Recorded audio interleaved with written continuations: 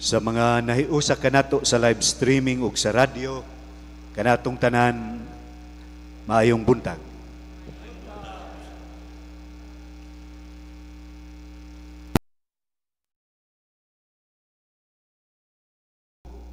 Ang pan nga gikan sa langit, nga nagahatag og kinabuhi, ug ang pan nga akong ihatag, mao ang akong unod, aron mabuhi ang kalibutan.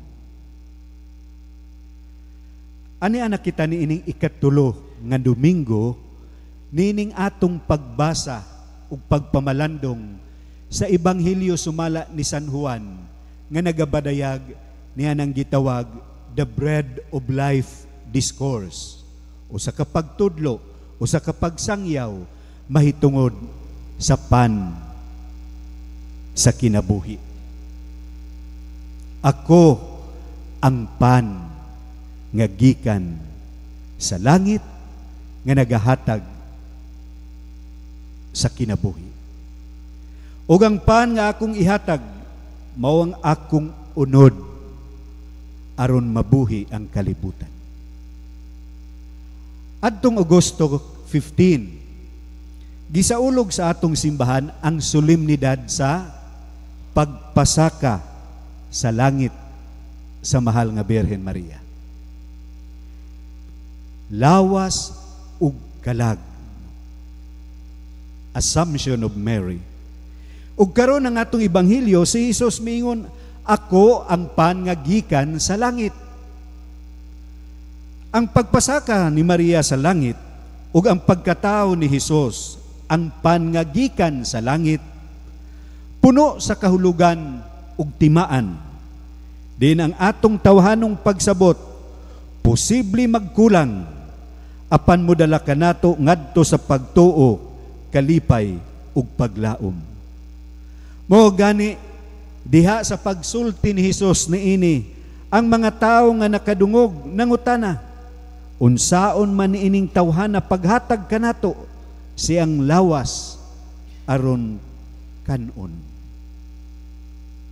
Apan ang atong mga pagbasa karon, nagaimbita kanato ni anang pagkaon. Gani sa unang pagbasa nga gihisgutan, ni anang pagkaon sa pan, ang pan nga nagapadayag sa iyang pulong.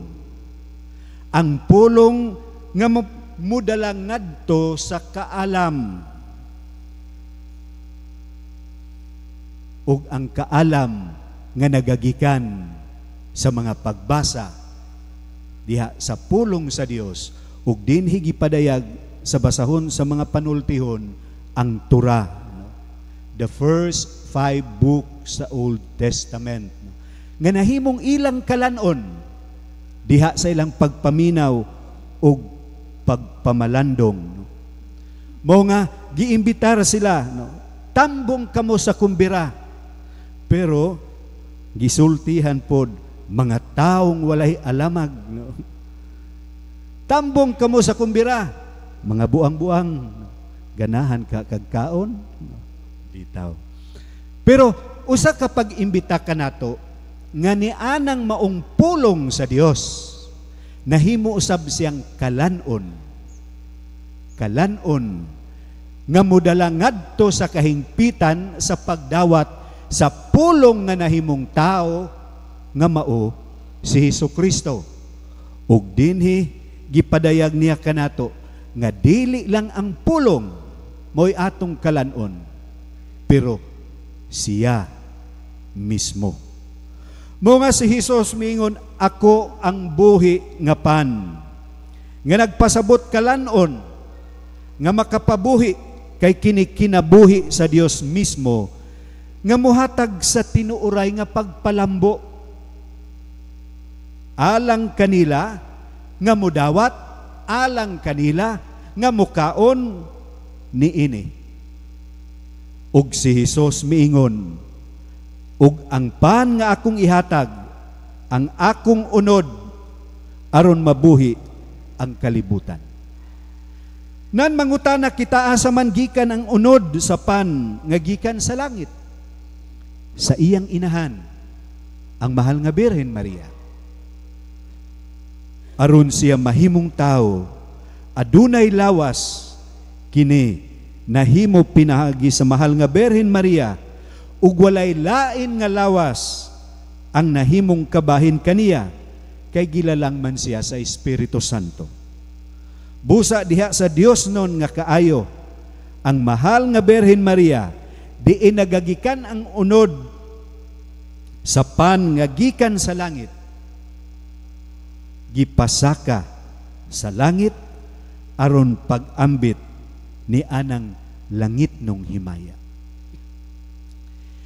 Niining maong kasaulugan sa pagpasaka sa langit sa mahal nga Birhen Maria, si Papa Francisco nagpahinumdum kanato nga ang mahal nga Birhen Maria dili usa ka estatwa. That our Blessed Mother is not a motionless statue, but it is a reminder that we have a hard-working companion. Muna giingon ni Papa Francisco. Usa ka pagpahinumdum kanato nga ni anang maong panaw anaa di ay kitay inahan. Kay ni anang pagpasaka sa langit sa mahal nga Birhen Maria, mauusab ang padulngan alang kanatong tanan. Diin kita na nanguha sa pag-ambit, sa pagdawat ni anang pan sa kinabuhi. Kay kita nahiusa ni anang lawas ni Kristo diha sa atong pagkalawat, ug kita nahimong lawas ang simbahan. Munang gitawag dayon kitag lawas ni Kristo ang simbahan. Kay kita nga mikalawat sa iyang lawas ug dugo diha sa bayhon sa pan. Nahimo kitang body of Christ, ang simbahan, ang katawhan sa Dios. So we are taken up into the dignity, into the divinity of the one who took in our humanity. Nga siya nga nahimong tao, siya nga Dios nga nahimong tao, ug kita nga mikalawat kaniya, nakaambit sa kinaiya nga Dios nun. Kay si Jesus miingon, ang mukaon sa akong unod, magpuyo dinhi kanako, ug ako diha kaniya. Mga diha sa atong introduction, giingon nga nahimo kita sumala sa atong gikaon. We become what we eat. Kanang kanunay kaon karning baboy. Mudala kuno sa hingatulgon, murag baboy. We become what we eat. Now, nianang gitawag natong ang pagdawat ug pagkaon sa lawas ug dugo ni Kristo. Mudala unta day kanato ngadto sa kinabuhi nga gisulti nato sa ikaduhang pagbasa. Usa ka kinabuhi nga adunay disiplina, nga mupalayo sa makadaot sa lawas. Munang ayaw paghubog-hubog kay makadaot kini kaninyo. Tinguhaa nga mapuno kamo sa Espiritu. Mao kani ang pagdasig ni San Pablo kanato. Busa ang Eucharistia nahimong sinugdan ug padulngan sa kinabuhing Kristiyanos. And we could not just simply thought of a life of a Christian and a Catholic without the Eucharist. Siguro sa mga tao nga mosimbara no, panahon sa Pasko, New Year, no, or hinaot lang unta nga dili lang makasimba panahon nga wa na dayungan na. No? Pero mao kani ang atong kinabuhi. Ug mausab ka na ang significance ngano sa katapusan sa atong panaw sa kinabuhi, usa ka santos nga misa ang ihalad. ang kabililhon ni anang Eucharistia. Kahibalo ba kita nga bisan pa man sa mga military, aduna kita'y gitawag mga chaplains. Nga aron pagmatuto, pagpatubo, pagpalambo sa mga Kristiyano ug Katoliko nga anaa ni anang maong pagserbisyo. Military chaplains. Ug ako kining gisulti karon kay karong September 7, 2024, muna ang ika-88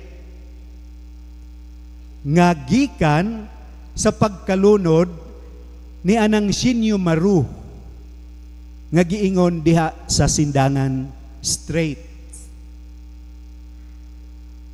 Og ang maong Sindangan Strait lahos na sa Liloy o Sindangan Point.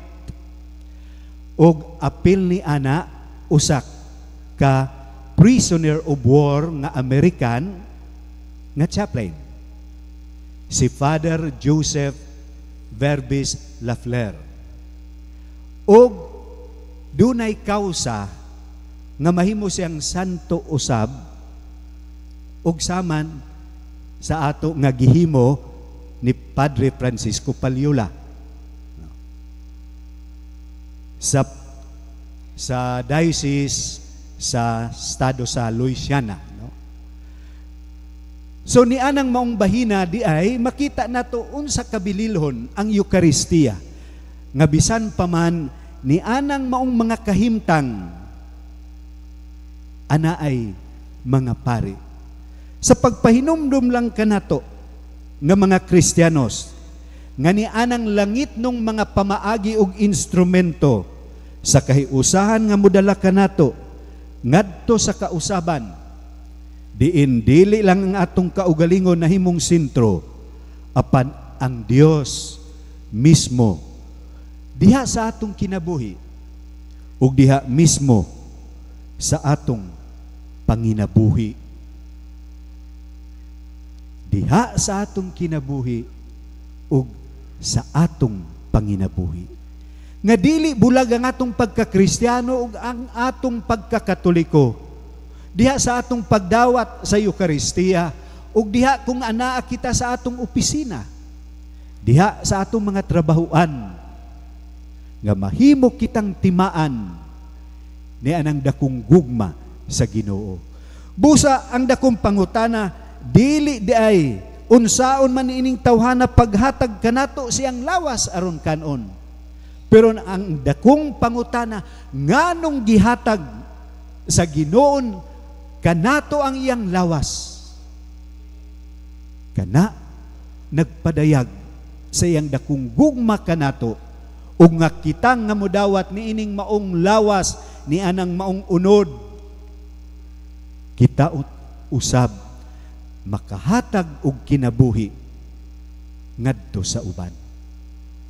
Busa diha sa pagpadayon nato sa pagpamalandong niining maong mga pagbasa, kita unta mukaon sa pan sa Ginoo ug moinom gikan diha sa kupa bisan tungod bisan dili kita takos makasasala apan naninguha nga ni anang maong grasya sa Ginoo kita makaangkon ni anang kinabuhi nga iyang gisaad kanatong nagpanaw. Ug diha sa atong pagpanaw atong hinumduman nga aduna kitay kauban, aduna kitay inahan.